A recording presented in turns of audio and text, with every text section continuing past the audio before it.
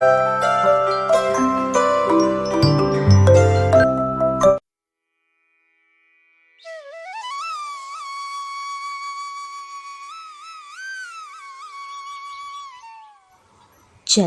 गांव में शारदा अपने बेटे मोहन के साथ रहा करती थी। शारदा के पति का स्वर्गवास कुछ सालों पहले हो चुका था। शारदा ने अभी कुछ दिनों पहले ही अपने बेटे की शादी की थी। अब शारदा अपने घर में अपने बेटे और बहू मालती के साथ रहा करती थी। मालती का मायका और ससुराल आसपास के ही गांव में था, इसलिए मालती अक्सर ही अपने मायके का चक्कर लगाती रहती थी। कुछ दिनों तक सब ठीक ठाक चलता रहा, लेकिन महीना बीतते बीतते मालती और उसकी सास में खटपट होने लगी। मालती की सास को मालती का हर दूसरे दिन मायके जाना बिल्कुल पसंद नहीं था। देखो सिमरन, शादी के बाद ससुराल ही तुम्हारा असली घर है।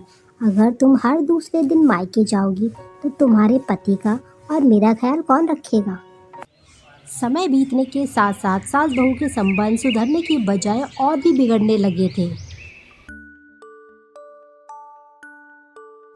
मालती अपने मायके जाने की आदत से बाज नहीं आ रही थी और सासू माँ उसे हर बात पर रोकने से नहीं मानती थी।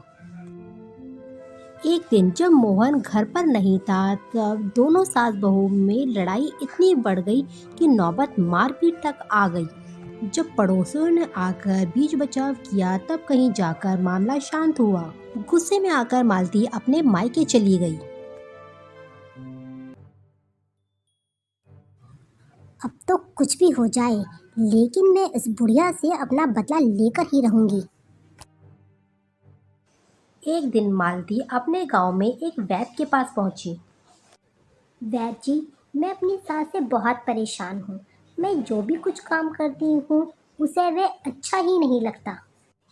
वो मेरे हर काम में कमी निकालती है और बात बात पर मुझे ताना देती रहती है।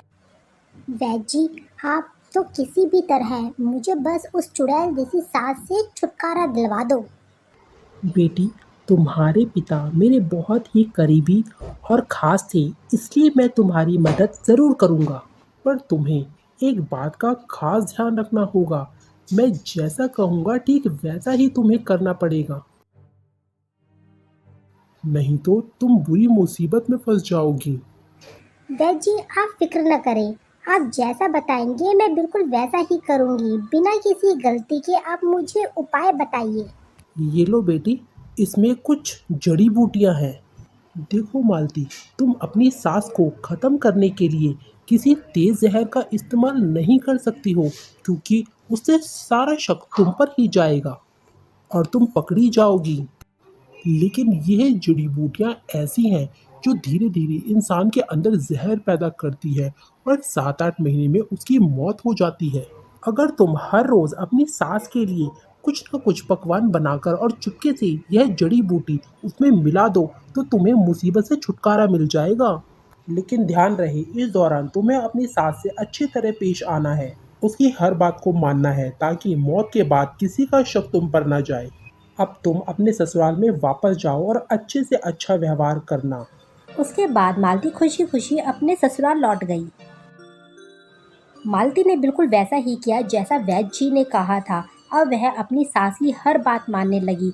रोज उनके लिए नए नए व्यंजन बनाते हुए नहीं थकती थी और उसकी सास भी घर घर घूमकर मालती की ही तारीफ करती रहती थी। इधर मालती भी अपने अच्छे होने का नाटक करते करते सचमुच ही बदलने लगी थी। उसे अपनी सास में माँ नजर आने लगी। घर का माहौल इतना शांत और इतना खुशनुमा हो चुका था कि पूरा परिवार सुख के साथ रहने लगा। लेकिन अब मालती को अपनी सास की मौत का डर सताने लगा और एक दिन वे बहाना बनाकर अपने मायके गई और सीधे वैद्य जी के पास पहुंच गई। वैद्य जी, मेरी मदद कीजिए। अब मैं अपनी सास को मारना नहीं चाहती। वह तो एकदम बदल गई है और मुझे बहुत ही प्यार करने लगी है। मैं भी उनमें अपनी सास नहीं बल्कि अपनी माँ को देखने लगी हूँ। यह बोलते बोलते मालती रोने लगी और फिर आगे उसने वैद्य जी से कहा, वैद्य जी, कुछ भी करके उस जहर की कोई काट मुझे दे दीजिए। जिससे कि वह जहर का असर खत्म हो जाए और मेरी सास की मौत ना हो। मालती, बेटी चिंता की कोई बात नहीं है। दरअसल मैंने तुम्हें कभी जहर दिया ही नहीं था। मैंने जो जड़ी बूटियां तुम्हें दी थी वो तो बहुत ही साधारण थी, जिसका कोई नुकसान नहीं होता। वास्तव में जहर तो तुम्हारे नजरिए में था, लेकिन मैं खुश हूँ कि तुमने अपनी सास की सेवा की और उन्हें जो प्यार दिया उससे वह जहर खत्म हो गया। तब मालती खुशी से झूमने लगी और वापस अपने परिवार के साथ बहुत ही खुशहाली के साथ रहने लगी।